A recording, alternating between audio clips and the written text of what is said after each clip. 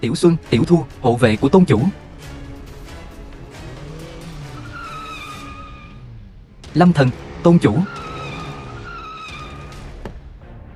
Lâm Thần à, một mình cậu đối đầu với một vạn quân tinh nhuệ của địch, vậy mà lại tàn sát dã man qua toàn bộ thị trấn, lấy mạng kẻ thù, vẫn không hề hấn gì. Triệu Hải, người tranh quyền tôn chủ, tôi đã sắp xếp cho cậu 6 người sát thủ cấp thiên. Món quà lớn này cậu thích chứ? Sát thủ cấp thiên sao? Có chút thú vị đó. Đối phó với cậu, tôi đương nhiên sẵn lòng. Tôi đã khổ tâm mưu tính suốt 20 năm. Thiên hạ này ai mà không biết, vị trí tôn chủ này đáng lẽ ra phải là của tôi. Nhưng cậu lại xuất hiện, làm mọi thứ rối tung cả lên. Cậu phải tôi đời. Ra tay đi.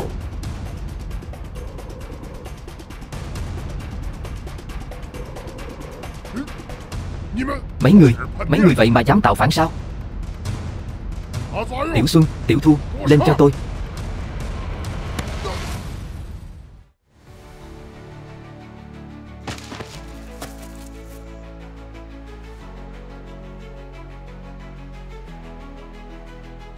Tôi tôn trọng họ. Bọn họ đương nhiên sẽ là người của tôi. Chúng tôi nguyện thề sẽ vĩnh viễn trung thành với tôn chủ. Tôi ở lại đây không có ích gì nữa. Nếu như mấy người muốn ở lại thì cứ ở lại đi. Còn nếu muốn đi thì đường ai nấy đi. Tôn chủ, vậy còn anh thì sao? Tôi mệt rồi.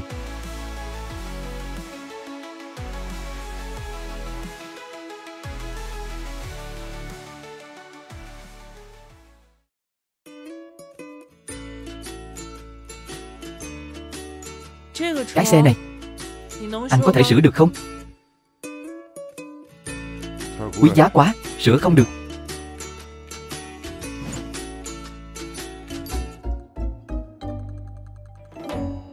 Tuần sau đến lấy xe. Không được, Thẩm Minh Ngọc, con gái người giàu nhất Hoa Thành. Ngày mai tôi cần rồi.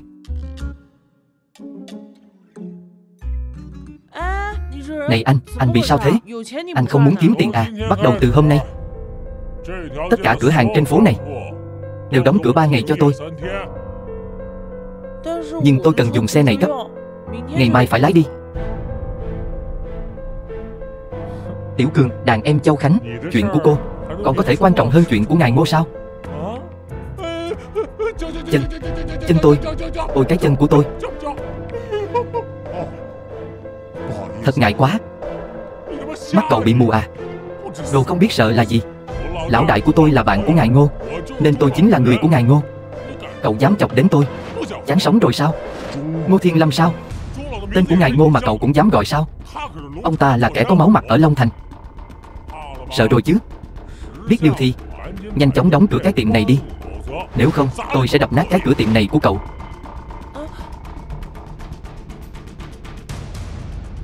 Rất biết điều đó nhóc à. Đóng cửa tiệm này đi. Đi theo anh trai kiếm sống. Anh, đó là tiền sửa xe của tôi mà. Anh bị làm sao vậy? Anh còn là đàn ông sao?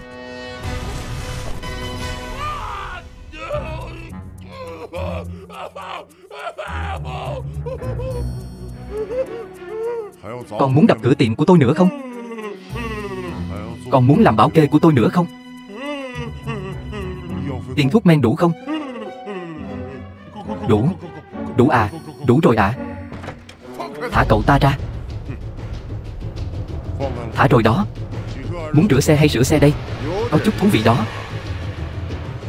Chuyện vừa rồi là cậu ta làm không đúng. Em trai gây ra rắc rối. Tôi sẽ thay cậu ta bồi thường cho cậu, có được không? Châu Khánh, ông trùm của Long Thành, anh muốn bồi thường tiền hay là bồi thường mạng đây? Chi bằng thế này đi. Cậu quỳ xuống dập đầu 3 cái với em trai của tôi, thì tôi sẽ tha cho cậu một mạng.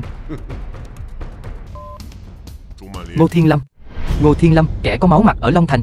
Tôi cho ông trong vòng 3 phút đến trước mặt tôi. Nếu không thì cái vị trí của ông ở Long Thành này ông đừng hòng ngồi được nữa. Ngài Ngô đến Long Thành, tôi thậm chí còn không có tư cách được đánh giày cho ngài ấy. Cậu muốn gây sự à? Các anh em sẽ nát miệng cậu ta ra cho tôi. Dừng tay. Ngài Ngô, sao ngài lại đến đây vậy? Châu Khánh, cậu to gan lắm. Ngô Thiên Lâm, bái kiến Lâm thiếu gia. Đây là người mà ông tìm đến sao? Có mắt không tròng. Nào, cầm lấy. Sau này ông dùng người thì phải điều tra rõ ràng. Anh ta làm đủ chuyện ác như vậy, trách nhiệm của ông cũng không nhỏ. Nếu là như vậy, nhân vật có máu mặt gì đó ở Long Thành, ông cũng không cần phải làm tiếp nữa đâu. Ra lệnh xuống dưới.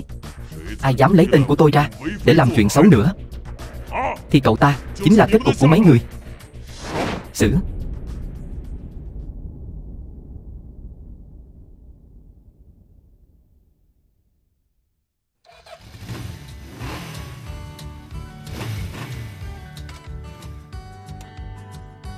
Được rồi, lái đi đi.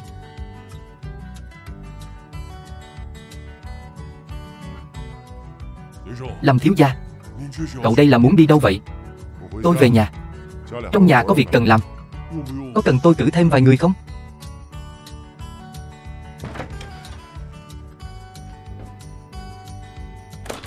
Vị hôn phu này của mình cũng thú vị thật đó. Dừng lại, ký vào thỏa thuận này đi. Ý gì đây? Ý gì sao? Châu Mỹ Lệ, thư ký của Bùi Ngọc Thi. Bùi tổng của chúng tôi muốn ly hôn với anh. Tại sao? Anh không tự biết thân biết phận mình sao? Bây giờ Bùi tổng đã là một người có tầm ảnh hưởng lớn trong giới kinh doanh Long Thành. Còn anh thì sao? Anh nghĩ rằng anh còn xứng ở bên cô ấy sao? Trong đây là 3 triệu. Cầm lấy tiền, ký tên Bùi Ngọc Thi, tổng giám đốc tập đoàn Bùi Thị, rồi rời khỏi cuộc đời tôi. Chỉ có 3 triệu mà có thể mua đứt 3 năm tình cảm của chúng ta, chơi ít sao? Anh đưa ra điều kiện đi. Tôi sẽ cố gắng hết sức đáp ứng. Không phải cái gì cũng có thể ra điều kiện đâu. Tiền bạc, quyền thế và địa vị, trong mắt Bùi Ngọc Thi cô quan trọng đến như vậy sao? Tất nhiên là quan trọng rồi. Bây giờ chúng ta đã không còn là người cùng một thế giới nữa. Bùi Ngọc Thi, tôi nói cho cô biết, chỉ dựa vào mình cô không thể nào giúp Bùi gia đến được vị trí ngày hôm nay đâu. Mọi thứ Bùi gia có đều là nhờ tôi.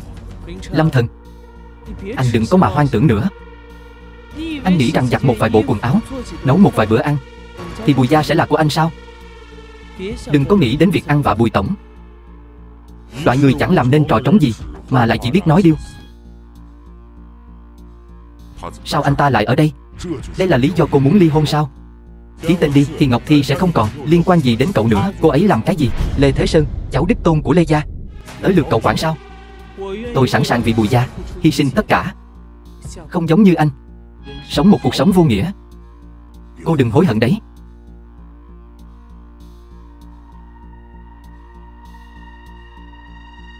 Sức khỏe ông nội không tốt, khoan hãy nói với ông.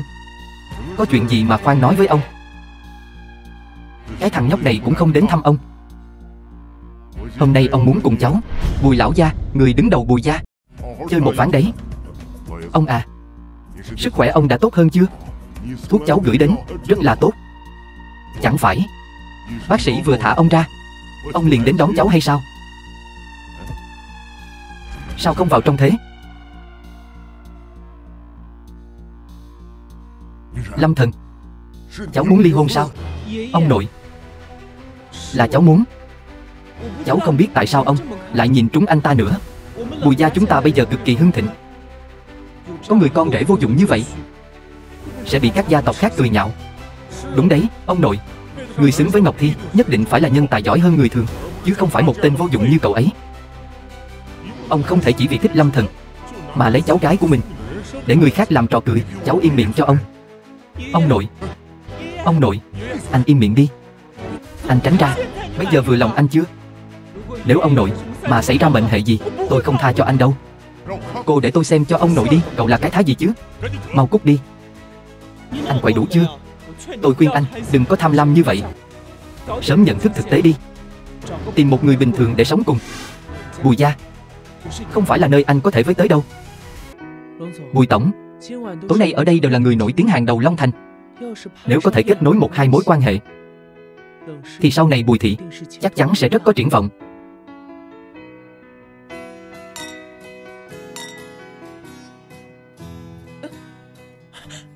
Anh làm gì vậy? Làm tôi đau đấy. Đi về với tôi. Đến trước mặt ông nội xin lỗi. Anh điên à? Có biết đây là đâu không? Tôi chỉ biết là bây giờ cô không nên ở đây. Lẽ ra là phải ở bên cạnh ông nội. Anh là cái thá gì chứ? Đây là nơi anh có thể vào được sao? Lâm Thần, chúng ta đã ly hôn rồi. Anh còn dùng thân phận con rể của Bùi gia để lẻn vào buổi tiệc. Anh có biết xấu hổ không vậy? Các người có hơi đánh giá cao bản thân mình quá rồi đó. Đây cũng đâu phải là Điện Kim Loan. Các người có thể vào, tôi cũng có thể vào. Hay là các người nghĩ bản thân trở thành các bậc đế vương? Anh. Điện thoại của mẹ cô. Ngọc Thi, mẹ nói con nghe này. Đều là cái tên Lâm Thần vô ơn đó. Cậu ta ở bên ngoài lăng nhăng, còn đưa người về phòng bệnh của ông nội. Em trai con không chịu được, chỉ nói cậu ta vài câu, cậu ta liền động tay đánh người. Cái gì? Làm hai mẹ con bị đánh đến mức vào bệnh viện. Lâm Thần, sao anh lại đánh mẹ và em trai tôi đến mức vào bệnh viện? Bùi Ngọc Thi, cô có nhớ hôm nay là ngày gì không? Hôm nay là ngày tập đoàn Xích Diễm đấu thầu, cũng là ngày Bùi gia tôi thăng quan tiến chức. Từ khi nào cô trở nên không có tình người đến như vậy? Bây giờ đáng ra cô phải ở cạnh bên ông nội, chứ không phải ở đây cùng những tên doanh nhân ham tiền, ăn uống linh đình. Anh đừng ở đây đổi trắng thay đen nữa. Bây giờ là anh đã xông vào bệnh viện, còn đánh người nhà tôi bị thương. Là bọn họ ở trong phòng ông nội, là lối om sòm trước, làm phiền ông nội nghỉ ngơi. Tôi không quan tâm nguyên nhân là gì, đây cũng không phải lý do anh đánh người. Bây giờ đi xin lỗi cho tôi. Người cần xin lỗi là họ. Lâm Thần, cậu đúng thật là vô dụng. Tối nay Long Thành có rất nhiều người nổi tiếng, cậu dám đột nhập vào đây, chính là chán sống đấy. Bảo cậu đi xin lỗi là vì không muốn làm lớn chuyện, để cho cậu con đường sống. Nhưng mà cậu lại không biết điều. Đồ không biết tốt xấu. Câm miệng lại. Cái đồ chó cậy thế chủ. Làm gì thế? Cô dám đánh tôi. Đánh anh thì đã làm sao? Nhưng những gì anh vừa nói cũng đúng. Chỉ là Lê Gia thôi. Lật đổ chẳng qua cũng chỉ cần mở miệng mà thôi. Quá rồi, quá lắm rồi. Là ai dám ở đây gây náo loạn? Bái kiến tôn chủ.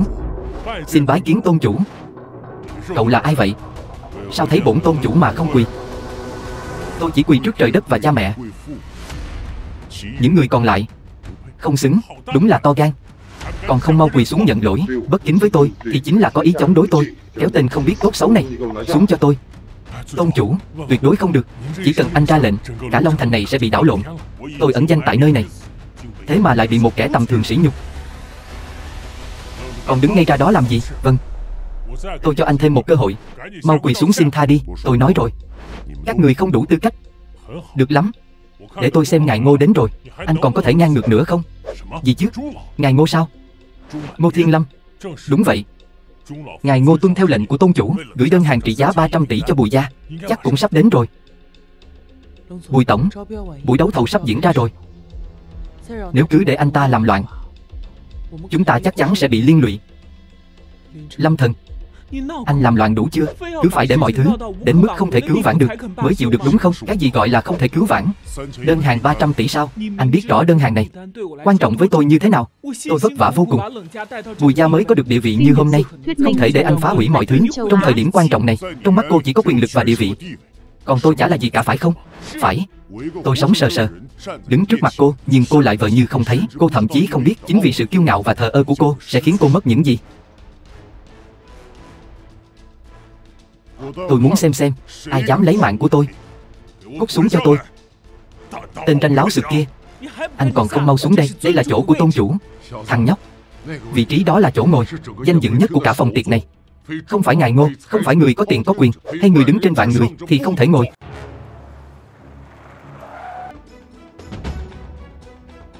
Thuộc hạ Lê Thế Sơn tham kiến ngài Ngô. Các người đang làm gì vậy? Ngài Ngô, buổi tiệc tối nay xảy ra chút sự cố, đã lọt vào một con ruồi. Một con ruồi sao? Chỉ là một thứ rác rưởi không đáng nhắc đến à? Nếu ngài thấy phiền thì tôi sẽ dọn dẹp ngay lập tức. Bữa tiệc tối nay vô cùng quan trọng, những người không liên quan không được phép làm gián đoạn kế hoạch của tôi. Tất nhiên là vậy rồi. Ngài Ngô, tối nay vẫn còn có một vị khách quan trọng nữa. Chắc là ngài cũng biết là ai rồi. Lẽ nào là tôn chủ? Ngài Ngô, vị này chính là tôn chủ. Tôn chủ rất hiếm khi xuất hiện, nhưng vì nể mặt của tôi nên mới đồng ý đến buổi tiệc tối nay. Không ngờ lại gặp một kẻ vô liêm sỉ. Không chỉ bất kính với ngài Ngô, mà còn bất kính với cả tôn chủ. Mong ngài hãy trừng phạt hắn. Ngô Thiên Lâm. To gan, dám gọi thẳng họ tên của ngài Ngô. Cái thứ không biết sợ là gì này? Lâm Thần, anh điên rồi sao? Ngô Thiên Lâm. Bùi tổng, mau đi thôi, đừng để bị hắn liên lụy. Ngài Ngô à, chính là hắn, cái thứ mắt mù này. Ngài Ngô, ngài. Cái thứ không biết sợ là gì? Mau biến đi hết cho tôi. Ngô Thiên Lâm. Tham kiến Lâm thiếu gia. Ngô Thiên Lâm có mắt không tròng, đã bất kính với ngài, xin Lâm thiếu gia trách phạt. Không buồn đâu. Nếu ông mà đến sớm thì làm sao tôi có thể thấy bộ dạng hùng hùng hổ hổ của những tên dưới quyền đại nhân vật ở Long Thành chứ? Chuyện tối nay là do tôi chịu trách nhiệm. Tôi nhất định sẽ cho Lâm thiếu gia một câu trả lời. Mời Lâm thiếu gia ngồi vào ghế đầu. Ghế đầu sao? Đây là vị trí cao nhất của Long Thành, không có quyền lực, không ngồi trên vạn người thì không thể ngồi lên vị trí này. Những người ở đây đều không thể ngồi. Tôi cũng vậy. Chỉ có Lâm thiếu gia mới có quyền được ngồi. Vậy thì tôi cung kính không bằng tuân lệnh. Những người tối nay đã bắt nạt Lâm thiếu gia, tôi sẽ tính sổ với từng người một. Ngài Ngô, có phải ông đã nhầm rồi không? Cậu ta, im miệng. Cặn bã. Ông nội, tao không có đứa cháu nào như mày. Rốt cuộc cháu đã làm gì sai? Mày còn dám nói sao? Tối nay mày đã nói những gì? Trong lòng mày còn không rõ sao? Cháu chả làm gì cả. Tôn chủ đại nhân, cứu tôi với tôn chủ đại nhân. Là hàng giả thôi. Lâm thiếu gia, xin hãy tha cho tôi. Xin anh tha cho tôi đi. Xin anh tha mạng cho tôi. Tôi sắp một bước lên trời rồi. Tôi sắp thăng quan tiến chức rồi. Tôi sắp một bước lên trời rồi. Cái lũ các người, cái lũ vô dụng các người, đợi ngày đi chầu ông bà đi. Thôi xong rồi, các thằng nghịch tử này. Đây chính là kết cục của bọn họ. Tôi nói Bùi gia có ngày hôm nay, tất cả đều dựa vào tôi. Tôi nói tập đoàn Xích Diễn bước vào Long Thành là vì lợi ích của tôi. Tôi nói vị trí cao này là dành cho tôi. Giờ cô đã nhìn thấy chưa? 3 năm rồi đó Lâm Thần. 3 năm nay tôi chưa từng nghe được một câu thật lòng nào từ anh. Bây giờ anh lấy tư cách gì để trách móc tôi chứ? Tôi nói thì cô sẽ tin sao? Bùi tổng vì Bùi gia mà bỏ ra không biết bao nhiêu tâm huyết, mọi người đều có thể nhìn thấy. Lâm Thần, anh có còn là một người đàn ông không vậy? Cô im miệng ngay. Tôi không biết tại sao anh lại giấu tôi, nhưng trong 3 năm qua tôi đã cố gắng hết mình, dùng hết tất cả sức lực của mình mới có được Bùi thị của ngày hôm nay. Anh không thể chỉ dùng một câu nói mà phủi sạch hết công sức của tôi như vậy. Cô Bùi, hình như cô đã đánh giá cao bản thân mình rồi. Ngài Ngô, Bùi gia có được ngày hôm nay là nhờ có sự trợ giúp của Lâm thiếu gia. Lúc đầu Bùi gia bị phá sản, tôi thấy cô đau đớn tột cùng nên đã âm thầm sắp xếp một số nguồn vốn cho cô, nhưng lại sợ lòng tự trọng của cô bị tổn thương nên đã làm một người bình thường âm thầm đồng hành bên cạnh cô. Cứ như vậy đã được 3 năm rồi. Nhưng 3 năm đồng hành này đối với cô mà nói chẳng hề có ý nghĩa gì. Không phải vậy đâu. Ý của tôi là cô không cần phải giải thích. Vốn dĩ là hai chúng ta không cùng một thế giới, vì vậy lối đi cũng khác và chúng ta cũng không thể đi cùng nhau. Từ nay về sau hãy tự chăm sóc cho mình, ngài Ngô. Chuyện tối hôm nay chỉ là hiểu lầm thôi. Đúng vậy, chuyện này không liên quan gì đến Tiêu gia của chúng tôi, đều là do Bùi gia và Lê gia làm cả. Trình gia của Long Thành nguyện dốc hết sức thỏa mãn tất cả yêu cầu của Lâm thiếu gia. Còn cả Tiêu gia của chúng tôi đều tại chúng tôi nghe lời của kẻ tiểu nhân. Cái gì mà Lê gia toàn là vớ vẩn, đã mạo phạm đến ngài, xin ngài hãy lượng thứ. Lý gia Long Thành chúng tôi xin tạ lỗi với Lâm thiếu gia. Trần gia cũng xin tạ lỗi với Lâm thiếu gia. Mục gia cũng xin Lâm thiếu gia thứ tội. Sở gia mong Lâm thiếu gia động lòng lượng thứ. Lưu gia cũng xin ngài đừng trách tội, thì ra đều là hiểu lầm. Đúng vậy, hiểu lầm mà thôi, tất cả đều là hiểu lầm. Vậy các người tự tuyệt đường sống đi. Nhưng Lâm thiếu gia, ngài thế này có chút làm khó người khác rồi. Sao nào? Ý của Trình gia chủ là không đồng ý sao? Không phải đâu ạ. Yêu cầu mà Lâm thiếu gia đưa ra chúng tôi sẽ làm hết sức mình. Có gì không thỏa đáng sao? Chỉ là hiểu lầm thôi. Nhưng việc tự cắt đường sống này vẫn nên xem lại. Tôi gọi cậu một tiếng thiếu gia, nhưng cậu phải hiểu rằng làm việc gì cũng đừng nên triệt hết đường lui. Vô lý. Ngài Ngô, Tôi vốn có ý xin lỗi nhận sai. Nhưng mà tất cả những gì hôm nay cậu ta làm, Long Thành quyết không bỏ qua. Cậu có biết cậu đang nói chuyện với ai không? Nhưng mà cậu ta muốn diệt sạch hào môn ở Long Thành. Những nhà quyền thế ở đây, có nhà nào mà không có tiếng mấy chục năm, tiếng tăm vang dội cả vùng. Cậu ta có tư cách gì mà chỉ một câu nói lại muốn đạp đổ chúng tôi chứ hả? Một câu nói nhẹ nhàng của cậu ấy mà muốn náo loạn cả Long Thành. Như vậy có vẻ quá ngang ngược rồi. Đúng là muốn tạo phản mà. Ngài Ngô quá lời rồi. Chúng tôi chỉ muốn tìm một đường lui thôi.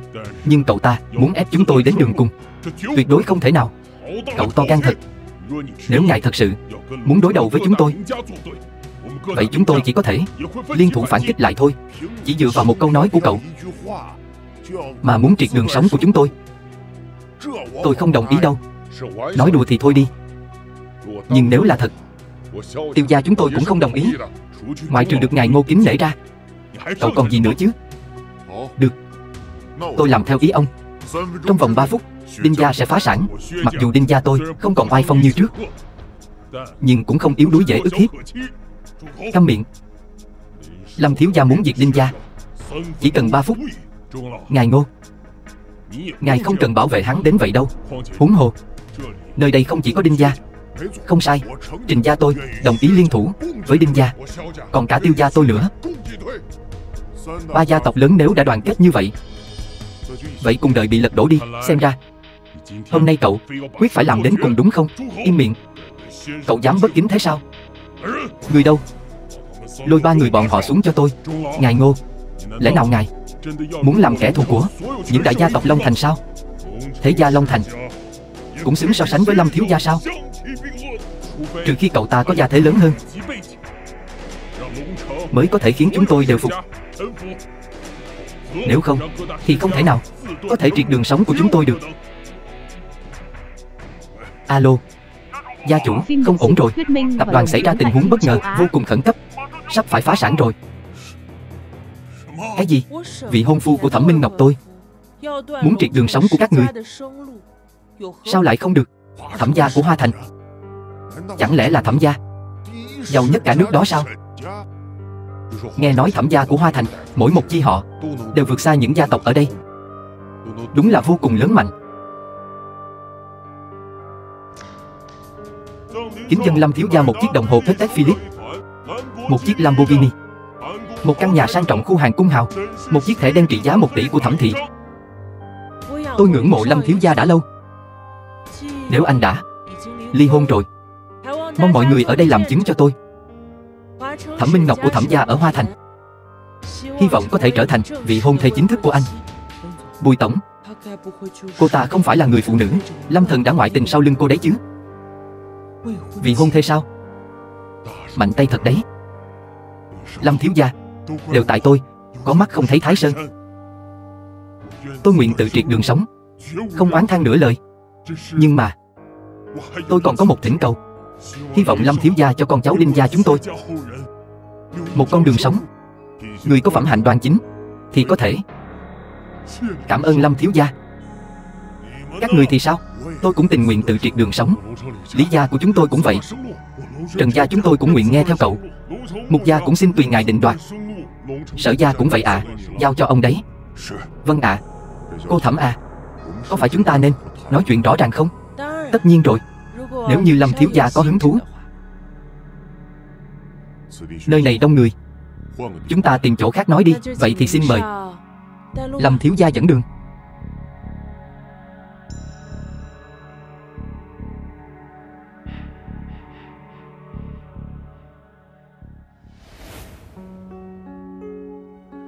Lâm thần, Bùi tổng, tìm tôi có việc sao? Cô ta chính là chỗ dựa lớn nhất của anh tối nay đúng không? Liên quan gì đến cô chứ? Lâm thần, anh đã phản bội Bùi tổng, còn lợi dụng người phụ nữ khác lên mặt với Bùi tổng. Các người đúng là không biết xấu hổ. Cô dám đánh tôi sao? Ở đây có chỗ cho cô lên tiếng sao? Không đánh cô thì đánh ai? Kiểm soát tốt tay và miệng của cô đi. Lâm thần, có một khoảnh khắc tôi còn tưởng rằng anh có bản lĩnh rồi, có thể dựa vào năng lực của mình khiến ngài Ngô kính trọng anh, khiến các gia tộc ở Long Thành phải cúi đầu. Khoảnh khắc đó tôi còn có chút vui mừng. Chẳng qua cũng chỉ là bám váy phụ nữ mà thôi. Bất kể tối nay anh oai phong thế nào, cuối cùng anh vẫn là anh, không có gì thay đổi. Bởi vì từ trước tới giờ anh chưa từng giống một người đàn ông thực thụ, tự mình nỗ lực đứng trên đôi chân của mình. Nếu cô chỉ muốn nói những lời này thì thôi đi. Đi thôi. Anh Lâm Thần, giới thiệu một chút đi. Vợ cũ của tôi. Thì ra là vậy. Vậy tôi còn phải thật lòng cảm ơn vị Bùi tiểu thư đây. Người trần mắt thịt, không biết phân biệt thật giả, mới có thể để cho một người ưu tú như anh Lâm Thần đây lại cho tôi. Ý cô là sao? Ý tôi chính là tôi cũng không ngại tiết lộ một chút cho mấy người biết. Không cần đâu. Cái loại đàn ông vô dụng, chỉ biết núp váy đàn bà này, tôi không có hứng thú tìm hiểu. Vậy thì thật đáng tiếc rồi. Hy vọng sau này cô đừng hối hận nhé. Anh Lâm Thần à, chúng ta đi thôi. Cô nói, có phải tôi đã làm sai rồi không? Bùi tổng à, cô đã quá hòa nhã rồi. Cô xem con nhỏ này nói chuyện thế nào, vừa quái gở, vừa vênh váo hung hăng. Bọn họ nói cũng không sai. Bây giờ chúng ta quả thật không thể so được với vị thế của Thẩm gia ở Hoa Thành được. Nhưng mà tôi tin, dựa vào năng lực của tôi, có thể từng bước dẫn dắt Bùi gia sánh bằng với vị thế Thẩm gia ở Hoa Thành. Bùi tổng à, tôi tin cô nhất định có năng lực này. Lâm Thần, anh cũng đến rồi. Lâu rồi không gặp. Cô cũng đến à? Phải đó, lâu rồi không gặp. Anh cũng không đến tìm tôi chơi cùng. Tôi bây giờ là quản lý ở Vạn Hào đấy. Bùi Thu Tuyết, em gái của Bùi Ngọc Thi. Thấy thế nào? Cho anh cơ hội để nịnh bợ tôi đấy. Tập đoàn Vạn Hào sao? Chính là một trong 4 đại gia tộc ở Long Thành. Doanh nghiệp dưới tên Trình gia Long Thành. Là Trình gia của Long Thành sao? Anh cũng biết Trình gia à? Mấy ngày trước có duyên nên đã chạm mặt với ông Trình của Trình gia. Cũng đúng. Buổi tiệc đấu giá lần trước, chắc anh với chị tôi đã gặp rất nhiều người. Chủ nhà Trình gia như thế nào? Có phải hào quang cực kỳ sáng chói không? Không cảm thấy gì. Tôi chỉ nhớ là hình như hắn cầu xin tôi tha cho hắn một con đường sống. Lúc đó nói không thành tiếng, cũng cực kỳ hèn mọn. Anh đừng chọc cười nữa. Lại nói nhảm rồi. Cho dù là Bùi gia chúng ta tiếng tăm cũng không nhỏ, nhưng cũng không với tới đấy. Chị tôi cũng chỉ nói được vài câu với ông ấy mà thôi. E rằng đến cả nói chuyện với ông ấy cũng không được. Giờ anh không cần dùng bộ mặt đó để nói dối với tôi sẽ không cười anh đâu. Đừng nói về mấy chuyện này nữa. Nghe nói tình cảm giữa anh với chị tôi gần đây không tốt lắm. Thực ra tôi và chị cô, anh không cần giải thích giúp chị ấy. Con người của chị tôi biết mà, là một người phụ nữ mạnh mẽ. Năng lực thì không đủ, nhưng rất sĩ diện. Anh xem anh vì chị ấy bỏ cả công việc để lo cho chị ấy từng ly từng tí, làm tròn bổn phận của người chồng. Thật là ngưỡng mộ chị tôi mà. Tôi cũng muốn tìm một người bạn trai chăm sóc tôi từng ly từng tí như thế. Hay là anh xem thế này, chờ anh ly hôn với chị tôi rồi làm chồng tôi đi. Bùi Thu Tuyết, mấy ngày không gặp, sao trông cô tàn tạ thế? Cô đã quen cái tên nghèo kiết xác này sao? Sao cô lại ở đây? Đương nhiên là cùng bạn trai tôi bàn chuyện làm ăn rồi. Bình thường cô ở công ty Trình Vi Vi, Thiên Kim tập đoàn Vạn Hào, không phải thanh cao lắm sao? Sao bây giờ có vẻ cái gì cũng ăn không kén chọn thế? Loại người như vậy cô cũng dẫn đến đây. Cô ấy là đại tiểu thư của Trình gia, Thiên Kim tiểu thư của tập đoàn Vạn Hào. Bạn trai cô ấy cũng không vừa gì. Bị tôi nói trúng rồi sao? Không còn gì để nói nữa đúng không? Em yêu à, em đã nói hết tiếng lòng của cậu ta rồi. Tiêu Hùng, đại thiếu gia tập đoàn Thiên Tề. Em đã khiến cô gái đó xấu hổ đấy. Cô ấy còn mặt mũi gì chứ? Tôi tưởng cô thanh cao lắm chứ. Cuối cùng cũng không phải chỉ là bộ dạng không biết xấu hổ thôi sao? Con gái Trình gia có đúng không? Tôi khuyên cô nên biết giữ mồm giữ miệng. Anh dám đánh tôi? Sao anh lại động tay động chân rồi? Tôi thấy cô ta ngứa miệng nên muốn cô ta im lặng chút. Anh mù rồi đúng không? Biết tôi là ai không? Tên khốn này dám đánh người phụ nữ của tôi. Đúng đấy, tôi đánh đấy thì sao? Bây giờ tôi cho anh cơ hội, lập tức quỳ xuống xin lỗi Vi Vi, rồi để lại cánh tay nữa. Tôi sẽ rộng lượng từ bi tha cho cái mạng chó của anh. Cô gái này ngay cả loại người như vậy cũng nhìn trúng. Tôi thấy chắc cũng chẳng ra gì. Anh không sao chứ? Xong rồi đấy. Lâm Thần, anh mau đi đi. Lát nữa chị gái đến cũng không bảo vệ nổi chúng ta đâu. Đừng sợ. Anh ta không dám động đến cô đâu. Bây giờ mạng anh còn khó giữ, sao bảo vệ được tôi chứ? Cứ đợi đấy mà xem. Anh đến cả Tiêu tổng cũng dám đánh. Lần này thì xong rồi. Có bảo vệ mình là họ mới đúng. Để tôi xem. Có bảo vệ mình rốt cuộc là ai đây?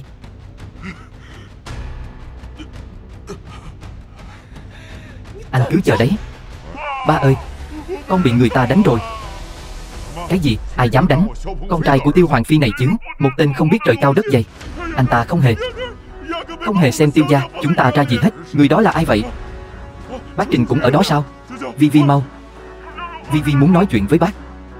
Vi Vi hả? Ba ơi, con bị người ta đánh. Ba mau đến đây đi. Là ai to gan hỗn láo như vậy? Dám động vào con gái của Trịnh Quốc Thanh tôi. Hai đứa con bị người ta đánh. Ba mau đến đây đi, con đợi ba. Ba sẽ đến ngay. Ba chúng tôi sắp đến rồi. Các người Tiêu đời là cái chắc. Tiêu thiếu gia, tôi vốn không quen biết họ. Hai người họ làm gì? Không liên quan đến tôi. Tôi luôn trung thành kính cẩn với Tiêu gia. Lúc nãy ở cửa, tên đó nói những lời khinh thường ông Trình. Nói gì mà ông Trình cũng phải không mình kính cẩn với anh ta. Cậu tưởng cắt đứt quan hệ thì có thể phủi bỏ hết sao? Không cắt đứt quan hệ với anh, chẳng lẽ đời xuống lỗ chung với anh hả? Hai vị này thuộc hai gia tộc lớn ở Long Thành. Anh bắt nạt bọn họ. Họ mà tha cho cái mạng quèn của anh thì hôm nay tôi sẽ quỳ xuống đất sủa tiếng chó. Được thôi, hãy nhớ những gì cậu nói đó. Lát nữa sủa cho thật vào. Sắp xuống lỗ rồi mà còn tỏ vẻ. Không thì gọi chị gái đến đi. Nói không chừng chị ấy sẽ có cách. Khỏi gọi đi. Ba của chúng tôi đến rồi. Các người coi như xong. Chính là anh ta. Anh ta tát vào mặt con gái của ba. Ở Long Thành còn có người dám động vào con gái của Trịnh Quốc Thanh tôi. Dù Trình gia chúng tôi xui rủi, nhưng không đến mức để con cái bị người khác bắt nạt, đáng ghét. Ba nhất định phải xử lý anh ta, trả thù cho con. Anh ta làm vậy khác gì vả vào mặt Trình gia chúng ta. Người đâu? Lôi tên thối tha này xuống. Đừng làm vậy mà. Làm ơn tha cho anh ấy đi. Không phải anh ấy cố ý đâu. Nghe nói hôm nay toàn bộ Long Thành không ai có thể bảo vệ tôi. Ông Trình à, một hôm không gặp, ông có vẻ oai phong hơn nhỉ? Lâm thiếu gia sớm đã kêu anh quỳ xuống xin lỗi, anh lại không quỳ. Bây giờ ba tôi và bác Trình đến rồi, anh chẳng còn cơ hội đâu. Câm miệng. Ba đánh con hả? Còn không mau xin lỗi Lâm thiếu gia đi. Người đâu? Lấy vali trên xe ra đây cho tôi. Ba kêu con xin lỗi anh ta. Ba đùa hay sao vậy? Dựa vào cái gì? Thằng quỷ. Mau xin lỗi Lâm thiếu gia đi, đừng để ba nói tới lần thứ ba. Ba à, ba điên rồi sao? Tiêu Hoàng phi bái kiến Lâm thiếu gia. Lâm thiếu gia, đây là chút tâm ý của Tiêu gia chúng tôi. Xin cậu nhận 10 triệu này. Cậu xem, ông ta cúi đầu kính cẩn với tôi đúng không? Trịnh Quốc Thanh bái kiến Lâm thiếu gia. Bộ ba điên rồi sao? Sao lại khép nép với anh ta vậy chứ? Im đi. Mở miệng nói thêm một câu nữa thì cút ra khỏi Trình gia ngay. Có phải thấy chưa gây ra đủ tai họa không? Còn đó, ông Trình, xin lỗi thì không cần đâu. Tiểu thư Trình gia ở Long Thành chúng ta cành vàng lá ngọc. Một người nghèo rất mồng tơi, chẳng có gì trong tay như tôi, tất nhiên không nhận nổi rồi. Lâm thiếu gia, cậu nói gì thế? Trình gia tôi chẳng qua chỉ là một công ty nhỏ ở Long Thành, có là gì đâu mà so với cậu chứ. Thôi đi. Cô ta nói tôi thế nào thì cũng chả sao cả. Nhưng cô Trình này lại xúc phạm bạn tôi, công kích bạn tôi. Ông Trình, chuyện này xử lý thế nào đây? Anh là cái thái gì chứ mà dám xử lý tôi? Câm miệng. Kể từ hôm nay nó sẽ bị đuổi khỏi Trình gia, mặc nó tự sinh tự diệt. Ba ơi, ba đang nói gì vậy? Con là con gái của ba đó. Im đi. Ba, con có biết con gây ra tai họa lớn gì không? Cô ta thì không thể tha được, còn đứng ngay người ra đó làm gì? Mau bắt nó quỳ xuống, chờ xử lý đi. Vậy còn Tiêu gia, thằng con trời đánh này, tôi sẽ đuổi nó ra khỏi nhà để nó sống không yên. Ông đúng là thẳng thắn. Ba không được đối xử với con như vậy. Ba đừng bỏ rơi con mà. Ba ơi, con xin lỗi, con sẽ sửa sai mà. Lâm thiếu gia, là tôi có mắt như mù. Anh trọng lượng đừng chấp nhặt tôi, bỏ qua cho tôi, tha cho tôi đi. Người đâu? Ba à, lôi cái thứ thành sự thì ít, bại sự có thừa này ra ngoài đi. Đừng để nó xuất hiện trước mặt tôi nữa. Ba ơi, đừng mà. tôi. Ăn nói sằng bậy. Tôi có mắt như mù. Lâm thiếu gia, anh tha cho tôi đi. Sao chứ, cậu cũng dám bất kính với Lâm thiếu gia sao? Do tôi nhất thời hồ đồ thôi. Không phải, là bọn họ ép buộc tôi. Không phải cậu nói bọn họ đến thì tôi sẽ tiêu đời sao? Nếu anh tha cho tôi, muốn tôi làm gì cũng được. Không cần. Tôi không muốn xem hề làm trò. Tôi không muốn gặp lại cậu ta. Lâm thiếu gia, tôi hiểu rồi. Buổi tiệc sắp bắt đầu rồi, chúng ta đi thôi. Cậu đã bị thiên tề sa thải. Lâm thần, sao ông Trình và ông Tiêu lại kính nể anh như vậy? Bởi vì đồ vô dụng. Sao bây giờ cậu mới đến? Con rể của cô trông kiêu căng quá nhỉ. Bữa tối gia đình quan trọng như vậy, cô xem nhiều người lớn thế này. Bác gái cả, bác gái của Ngọc Thi. Ở đây chờ, có một mình cậu ta. Đâu phải chị không biết. Cậu ta chỉ là một tên vô dụng. Hiếm lắm chúng ta mới có bữa cơm gia đình. Đừng nói về cậu ta nữa, tránh gây mất hứng. Đúng đó. Tốt nhất là đừng dây vào loại người này. Không làm được việc gì ra hồn, chỗ nào cũng vô tích sự. Thấy vẻ mặt của anh ta bây giờ không? Giống như thể Bùi gia chúng ta nợ anh ta rất nhiều tiền vậy. Làm ồn ào như thế này thì ra thể thống gì? Lâm thần, cháu qua đây ngồi với ông. Ông đích thân gọi điện bảo cháu tới đây. Sao có thể để cháu chịu thiệt thòi chứ? Ông nội, là Ngọc Thi gọi cho cháu mà. Hình như ông nhớ là ông gọi mà. Ông nội bị sao vậy? Trông có vẻ hơi lẩm cẩm rồi. Ông nội ơi, đây là món quà cháu dành tặng cho ông à. Lâm thần, tôi còn tưởng anh có cái gì hay lắm. Đây là rượu gì thế? Nhưng nhìn sơ qua có vẻ hơi rẻ tiền nhỉ. Chắc không phải mua ở cái sạp ven đường nào đó chứ. Lâm thần, cho dù có nghèo đến đâu cũng không nên tùy tiện mua hàng ở ven đường thế chứ. Rượu này cũng có thể tặng ông nội sao? Đây là rượu được ủ lâu năm. Giá trị của nó cũng không phải những gì các người có thể tưởng tượng được. Đúng, cũng đúng đấy. Có thứ đồ ghê gớm như vậy sao? Sao tôi chưa từng nghe qua vậy? Bởi vì nó vượt quá đẳng cấp của cậu rồi. Làm sao cậu biết được? Tôi muốn xem rốt cuộc đây là rượu gì mà giá trị lại cao như vậy. Ủ rượu tại hầm, trị giá hàng triệu tệ. Đã nghe thấy chưa? Trị giá hàng triệu tệ đấy. Sao mà anh có thể mở miệng ra nói thế? Lâm thần, anh cảm thấy những người ngồi đây đều là kẻ ngốc sao? Anh nghĩ tôi dễ lừa lắm à? Rượu ngoại này tôi uống không quen. Tôi vẫn muốn uống rượu Lâm thần tặng hơn.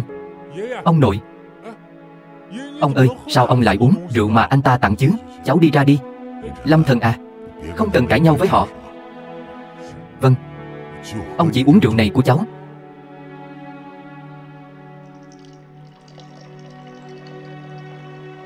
Vừa vàng vừa đục.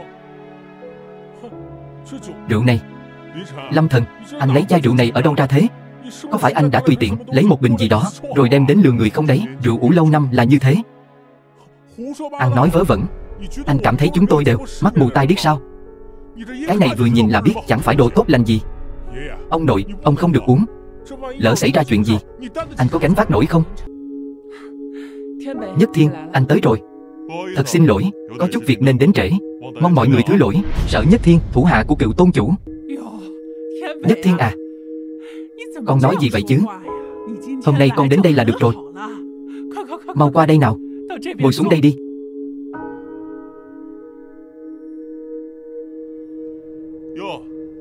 Lão gia, sao nhìn ông có vẻ không vui thế? Có ai chọc giận ông sao?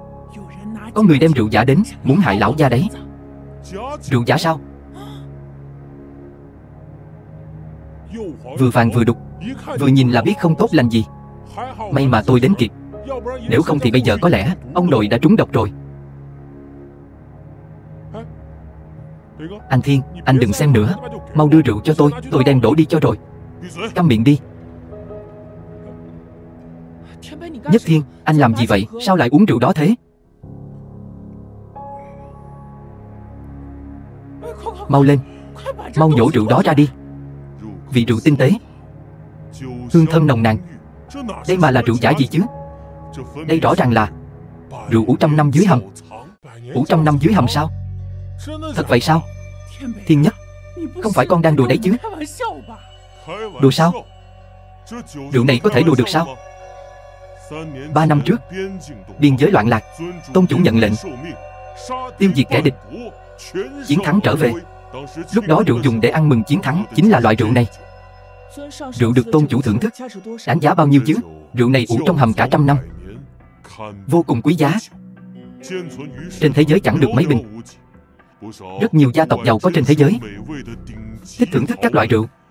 Vì để có thể nếm được một ngụm rượu này, cam tâm tình nguyện bỏ ra số tiền lớn, nhưng đều không có cửa. Ý anh là rượu này là thật sao? Không thể nào. Thiên Vũ, rượu này từ đâu mà có thế? Phần còn lại đâu? Không phải chỉ có 1 ly thôi đấy chứ. Người có thể tặng loại rượu này, cho dù không phải là quyền thế ngút trời, thì chắc chắn cũng không kém cỏi đâu. Có thể tặng Bùi gia chúng ta loại rượu thế này, đã là cho Bùi gia chúng ta mặt mũi lắm rồi đấy. Lão gia, xem ra những ngày cháu không có ở đây, Bùi gia chúng ta có nhân vật lớn thế sao? Rượu này là được tặng cả 1 chai đấy. Cái gì? Cả 1 chai sao? Bị nó vứt đi rồi.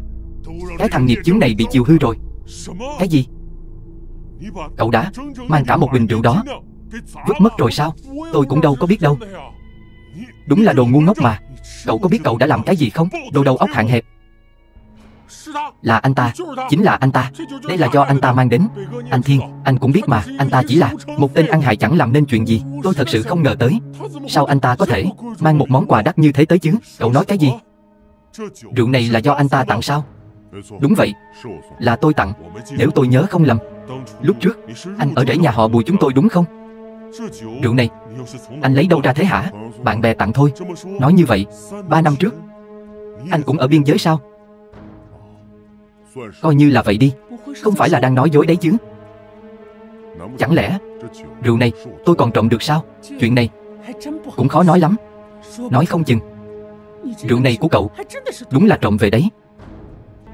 Rượu này là báu vật quý hiếm trên thế gian.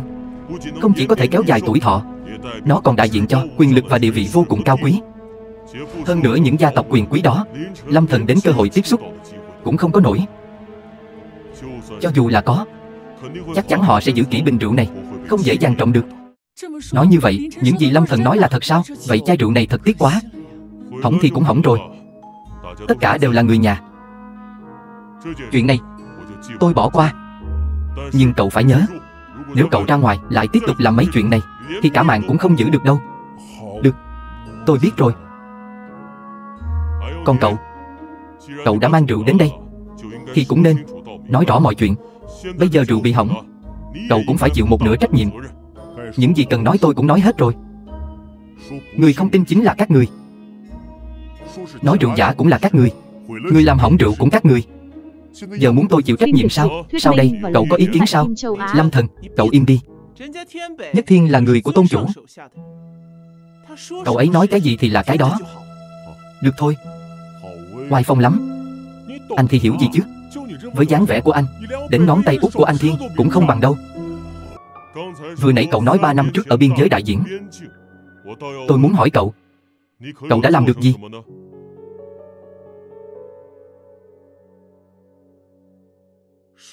Dưới ngọn cờ đạo, băng qua biên giới 3.000 dặm, Nam Nhi khí khái, quyết chiến đến cùng, giữ gìn Giang Sơn, không hề nào núng, mở mang bờ cõi, nắm trọn Giang Sơn. Cậu là tôn chủ. Tôn chủ sao? Anh có nhầm gì không anh rể? Anh ta sao có thể là tôn chủ chứ?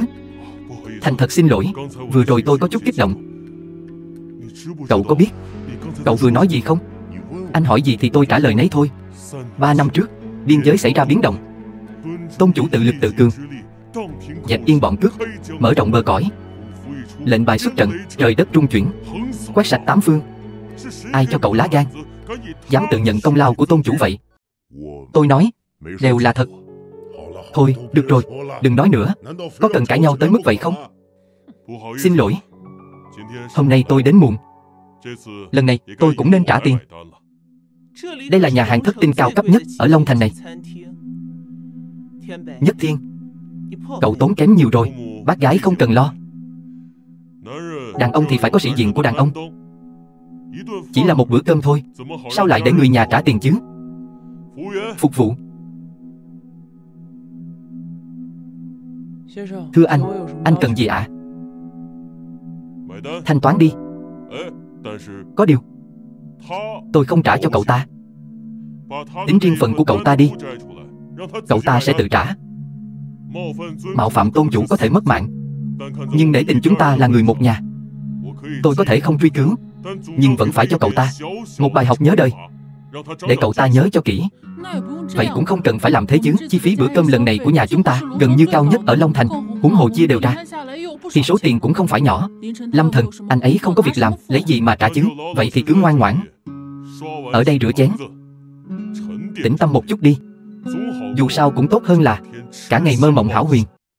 Nhất Thiên, ông à, cháu biết ông muốn bảo vệ cậu ta, nhưng chuyện này liên quan đến tôn chủ. Nuông chiều cậu ta chỉ mang đến tai họa cho Bùi gia chúng ta thôi. Thanh toán phải không? Quẹt thẻ. Tôi rất muốn xem anh lấy gì để trả. Tôi cứ tưởng anh có bản lĩnh gì lắm. Mặt trước mặt sau chẳng có chữ tiếng Trung nào cả. Bên trên còn có hình búp bê nữa. Ngay cả thẻ ngân hàng cũng là đồ giả. Quẹt cái đầu anh à. Thưa anh, xin anh vui lòng đưa thẻ ngân hàng hoặc thẻ VIP. Thẻ đồ chơi ở chỗ chúng tôi không thể thanh toán được. Thẻ này cô cứ quẹt là được. Xin lỗi anh, máy quẹt thẻ của chúng tôi chỉ có thể nhận dạng thẻ VIP và thẻ ngân hàng thôi. Cậu đúng là độc nhất vô nhị đó. So với cái loại không biết ngại là gì như cậu, đúng là tôi không thể sánh bằng. Đúng là xấu hổ không ai bằng. Đây là thẻ VIP đấy. Loại thẻ này không giống với thẻ của chỗ chúng tôi. Đó mới là thẻ VIP. Cho cậu ta mở mang tầm mắt đi. Anh mở to mắt ra mà xem này. Đây mới là thẻ dành cho khách quý mà Vân Lan Đình phát hành. Còn thẻ của anh là thẻ đồ chơi. Đừng có ở đây ăn vạ được không? Cậu sai rồi. Cái thẻ này không đủ trình để so với thẻ của tôi. Ý cậu nói thẻ VIP mà cậu có là thẻ VIP cao cấp, độc quyền đấy à? Nói đúng rồi đó. Lâm Thần, anh có biết bản thân mình đang nói gì không vậy?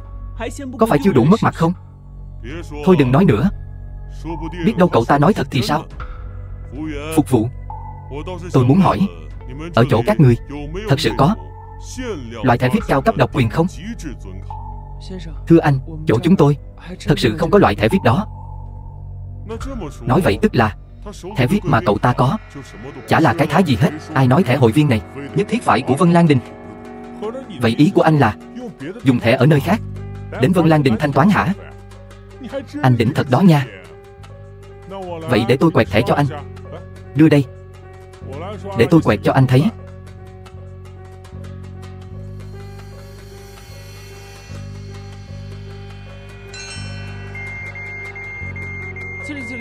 Giám đốc, chuông báo kêu rồi.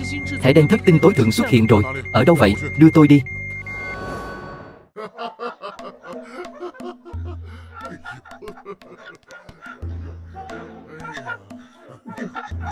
Thứ đồ chơi vớ vẩn này vốn không thể quẹt được. Chắc là không đủ quyền hạn. Đổi máy quẹt thẻ khác đi. Không đủ quyền hạn. Dù có đổi bao nhiêu máy thì kết quả cũng vậy thôi. Giờ anh vẫn chưa hiểu rõ sao Lâm Thần. Dù anh có làm gì thì kết quả cũng chẳng thay đổi đâu.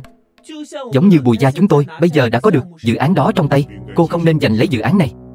Với năng lực hiện tại của Bùi gia, nuốt không nổi đâu. Nuốt không nổi sao? Thưa anh, nếu anh thật sự không thể thanh toán, chúng tôi chỉ có thể thực hiện theo quy định. Câm miệng. Còn không mau cút.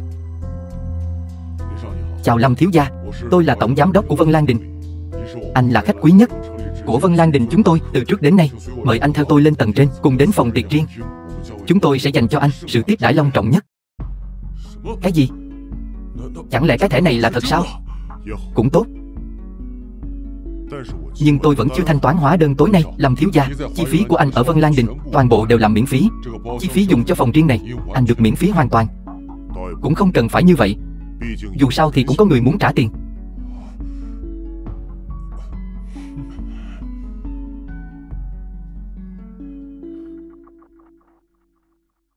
Tôi vốn dĩ cũng không muốn tranh cãi với cô, nhưng tôi muốn nói với cô một câu.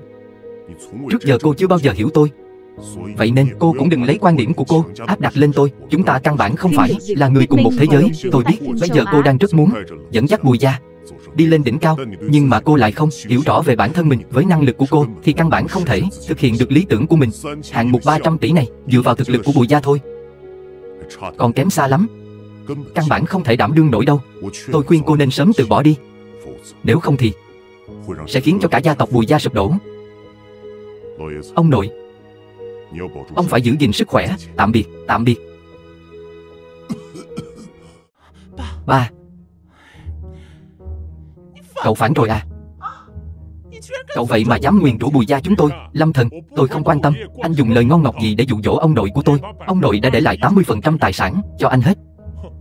Tôi khuyên anh tốt nhất nên biết điều một chút, từ chối nhận. Đúng đó, cậu chỉ là một thằng ở rễ, dựa vào đâu lấy đồ của Bùi gia chúng tôi chứ? Ba à, ba cũng thiên vị quá rồi đó. Thiên Vũ của chúng con mới là cháu trai ruột của ba. Sao ba lại đem đồ tốt cho người ngoài hết cả chứ? Với bản lĩnh của Lâm Thần, 100.000 tệ cũng không lấy được, huống hồ lại còn được 80 triệu một cách dễ dàng, còn không mừng thầm trong lòng sao? Làm sao có thể dễ dàng giao ra như vậy chứ? Nhưng ông nội đã cho anh ấy rồi mà. Trong cái nhà này ông nội nói thế nào thì là thế nấy.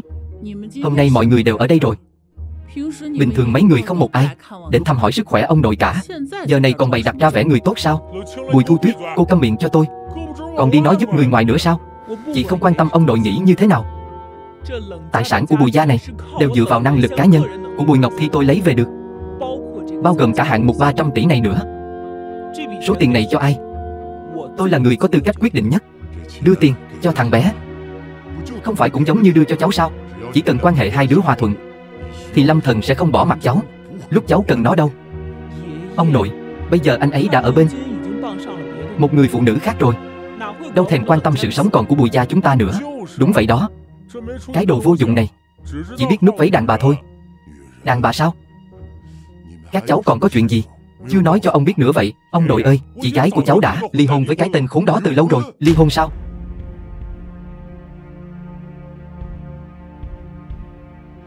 Ông ơi, ông nội, ông nội ơi, ông có sao không ạ? Lâm Thần, ông nội bị anh chọc giận đến mức học máu rồi, anh còn muốn thế nào nữa chứ? Ngọc Thi à, cô tránh ra để tôi qua xem ông nội. Tôi xem tình hình của ông nội thế nào rồi. Anh đừng có ở đây mà làm bộ làm tịch thương hại tôi. Sợ là anh còn mong ông nội lên đường sớm để không còn cơ hội thay đổi di chúc chứ gì. Tôi nói cho anh biết, hôm nay anh phải từ bỏ quyền thừa kế, nếu không thì đừng hòng ra khỏi cánh cửa này. Cổ phần quái gì chứ? Tôi không quan tâm, bây giờ tôi chỉ quan tâm đến sức khỏe của ông nội thôi. Tránh ra. Đánh người rồi. Lâm Thần, anh dám đánh người sao? Cậu đánh người. Ngọc Thi à, con không sao chứ? Ba ơi. Ông nội. Lâm Thần, ba ơi, sao cháu lại ở đây? Tốt rồi, không sao rồi. Sao ba lại ở đây? Ông nội à, đều tại cái tên Lâm Thần này. Anh ta hại ông nôn ra máu đó, ông có biết không? Suýt nữa thì ông lên đường rồi. Cậu đừng có ở đây mà vu khống người khác. Ai vu khống cơ? Chính là cậu. Là cậu đã hại ông nội ngất xỉu. Cậu nhanh chóng ký vào cái thỏa thuận này rồi cút đi cho tôi. Ba à, hóa ra mục đích hôm nay của mấy người chính là vì bản thỏa thuận này sao? Được. Lâm Thần, mọi người đều biết rõ anh đang nghĩ gì. Mau chóng ký đi. Trong tấm thẻ này có 3 triệu. Anh có thể cầm nó đi, nhưng những thứ khác, một phần anh cũng đừng hòng lấy được. Mấy người. Ông nội ơi, ba ơi, ông nội. Lâm Thần, rốt cuộc thì anh đã làm gì với ông nội vậy hả? Tôi vừa rồi chỉ dùng 13 kim châm quỷ môn. Sao lại như vậy chứ? Cái gì không nên cơ? Tôi thấy là cậu cố tình thì có. Cậu muốn tiễn ông nội lên đường rồi chiếm đoạt tài sản. Tôi nói cho cậu biết, cậu nằm mơ đi. Tôi thật không ngờ anh lại là một kẻ độc ác như vậy, đến cả ông nội cũng không tha. Ba ơi, đây là cái gì? Còn có thể là gì nữa chứ? Đó không phải là cái anh vừa châm vào sao?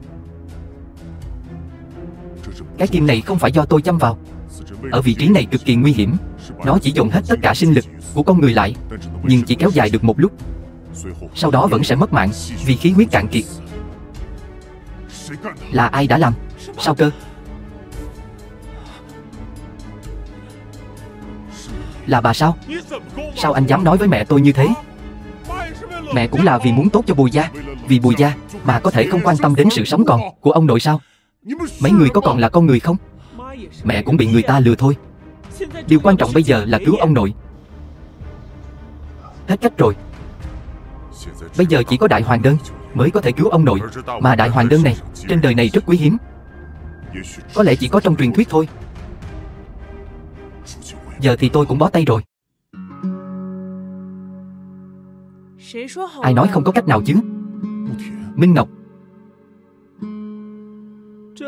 đây là bữa cơm gia đình của Bùi gia, không hoan nghênh người ngoài. Ai nói tôi là người ngoài? Tôi là vị hôn thê của anh Lâm Thần đó. Hơn nữa, tôi là đến cứu ông Bùi. Mấy người cũng không hoan nghênh sao? Cô có cách sao? Nhiều năm trước, mẹ tôi bị bệnh nặng. Ba tôi đã dùng hết tất cả mọi cách mới tìm được viên đại hoàng đơn này. Đáng tiếc, không thể cứu được mẹ tôi. Bây giờ, ông Bùi có lẽ còn cứu được. Vậy còn không nhanh cứu người đi. Điều kiện của cô là gì? Tài sản của Bùi gia sao? Bùi đại tiểu thư quả nhiên là người kinh doanh. Mọi thứ đều bàn đến điều kiện. Vốn dĩ tài sản của Bùi gia trong mắt tôi chẳng là cái thá gì cả.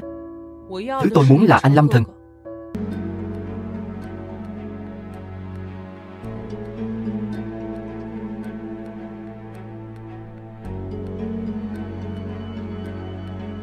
Ba, ông nội, ông không sao rồi. Lâm Thần, ông đã biết hết mọi chuyện rồi. Là Bùi gia có lỗi với cháu. Ông nội, cháu phải đi rồi. Nếu như ông đồng ý, ông có thể đi với cháu. Có thể không giàu có, nhưng ít nhất sẽ thấy hạnh phúc. Lâm Thần, ông rất thích cháu. Nhưng dù sao ông cũng là người của Bùi gia. Là ông đã không dạy dỗ tốt con cháu của mình. Là lỗi của ông. Là lỗi của ông.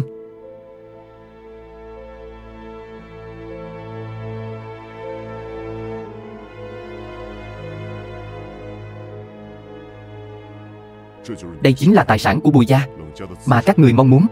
Nó không có ý nghĩa gì với tôi cả. Nhưng từ nay về sau, Bùi lão gia nếu ở Bùi gia bị các người trách móc dù chỉ một chút, thì Bùi gia cứ chờ bị tiêu diệt đi.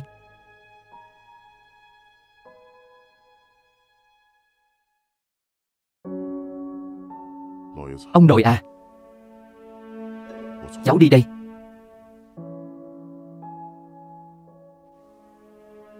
Hồ đồ. Tất cả thật hồ đồ. Lão gia, sao ba lại nói vậy? Lúc đầu chính là ba ép Ngọc Thi và Lâm Thần kết hôn với nhau mà. Cái thằng đó chẳng làm được gì cả. 3 năm nay ở Bùi gia, ăn đồ của chúng ta, uống đồ của chúng ta. Con thấy, cậu ta chính là gánh nặng của Bùi gia. Chính xác. Chị của cháu đã có được dự án trăm tỷ của tập đoàn Xích Diễm, sẽ sớm trở thành nhân tài kiệt xuất trong giới doanh nghiệp ở Long Thành. Lâm Thần anh ta có tư cách gì mà ở bên chị gái cháu chứ? Đúng vậy. Lâm Thần chính là một tên vô dụng chẳng ra gì cả. Dựa vào khả năng của Ngọc Thi, đương nhiên có thể tìm một người chồng tốt hơn. Việc thằng bé rời khỏi Bùi gia, đối với chúng ta mà nói, đó là một tổn thất lớn. Ông nội, ông nói gì vậy? Bùi gia vẫn còn có cháu mà. Các cháu thì biết gì? Lúc Bùi gia phá sản, là Lâm Thần đã giang tay giúp đỡ, nên mới đạt được vinh quang như hiện tại. Chỉ là ở rễ thì giúp được cái gì chứ? Năm đó, Bùi gia chúng ta không tên không tuổi, cũng chỉ đủ ăn đủ mặc. Là Lâm Thần và tập đoàn Xích Diễm đã mở đường cho chúng ta. Tập đoàn lớn như vậy lại cho chúng ta 90% lợi nhuận. Bùi gia mới bắt đầu có được lợi nhuận đầu tiên. Nếu không có thằng bé thì Ngọc Thi à, cháu lấy đâu ra gia tài lớn như vậy để có thể quản lý chứ? Còn cả Thiên Vũ nữa, không biết cháu đang rửa bát ở nơi nào rồi. Còn mấy người nữa, ăn sung mặc sướng, nằm mơ đi. Lão gia, ba đang nói cái gì vậy? Lâm Thần đi rồi, Bùi gia chỉ sợ là sẽ sớm sụp đổ thôi. Ý của ông là năm đó Lâm Thần đã đầu tư vốn cho chúng ta sao? Đúng vậy. Nói cách khác, 3 năm trước Lâm Thần đã có mối quan hệ với tập đoàn Xích Diễm rồi sao? Nhưng Lâm Thần chỉ là con rể trong nhà, sao lại có thể có quan hệ với tập đoàn Xích Diễm từ lâu được chứ? Đúng đó, Nếu cậu ta thật sự có bản lĩnh lớn như vậy, làm sao có thể chịu ở Bùi gia chúng ta 3 năm liền? Các người không hiểu. Các người không hiểu đâu. Việc giữ Lâm Thần ở lại Bùi gia là chìa khóa để phát triển sự thịnh vượng. Bây giờ lại bị các người hủy hoại hết rồi. Ông nội cũng không thể nói như vậy. Bùi gia chúng ta bây giờ cũng không tệ mà, phải không? Đúng vậy. Cứ chờ Ngọc Thi hoàn thành xong dự án này, không phải Bùi gia vẫn sẽ nổi tiếng ở Long Thành sao? Không có Lâm Thần, chúng ta vẫn có thể lên như diều gặp gió. Phải đó ông nội. Ông cứ tin ở cháu. Với khả năng của cháu, không cần sự giúp đỡ của bất kỳ ai, nhất định có thể đưa Bùi gia đi đến vinh quang. Bùi tổng, không hay rồi. Bên tập đoàn đối tác, tất cả đều từ chối hợp tác với chúng ta rồi. Cô nói cái gì? Tôi không biết nữa. Hiện nay 90% đối tác đều đã gửi thông báo chấm dứt hợp tác. Nguồn vốn của chúng ta đều đã cạn kiệt. Không thể nào. Ngọc Thi, cô ổn định công ty trước đi. Tôi sẽ đưa ra giải pháp sớm nhất có thể. Cô chờ tin tức của tôi. Nhất định phải nhanh lên đó. Bùi tổng, tôi biết rồi. Có chuyện gì vậy? Alo. Triệu tổng, chào anh. Tôi không có gì để nói với cô hết. Với năng lực cá nhân của cô Bùi hiện tại không đạt đến tiêu chuẩn tối thiểu để hợp tác với tập đoàn chúng tôi. Trước đây chúng tôi đã cho cô quá nhiều ưu đãi. Bây giờ chúng tôi quyết định lấy lại toàn bộ. Mong cô trả lại đơn hàng càng sớm càng tốt. Chị. Bạch tổng, chào anh. Tôi là Bùi Ngọc Thi. Không nhận bất kỳ cuộc gọi nào từ tập đoàn Bùi thị. Rốt cuộc có chuyện gì? Sao lại có thể như vậy? Chỉ mới một đêm thôi mà. Làm sao có thể như vậy? Đức không xứng với địa vị, tất có tai ương. Tự cho là đúng. Bùi gia cuối cùng cũng không thoát được cảnh tiêu tan.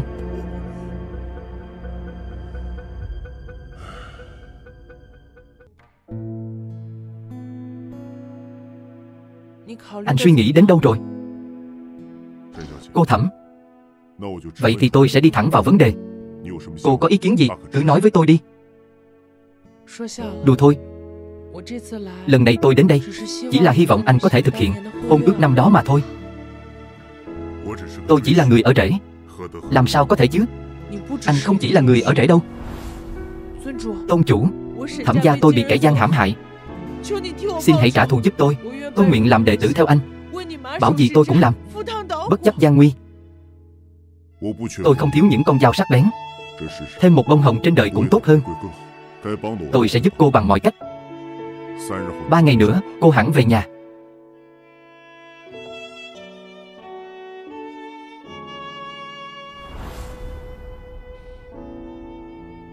Tôn chủ, tôi là bông hồng tặng anh được không?